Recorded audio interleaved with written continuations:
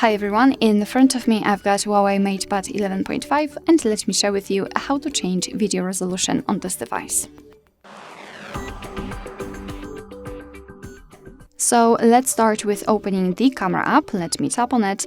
Currently we are in the standard photo mode, so let's switch to the video one. Just tap on the video. If you can see the red dot inside the shutter button, it means that for sure you're on the video mode.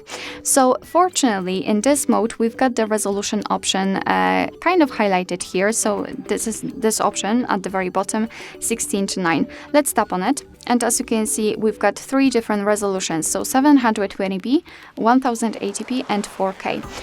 All of them are with the same resolution, 16:9 ratio, sorry, not resolution.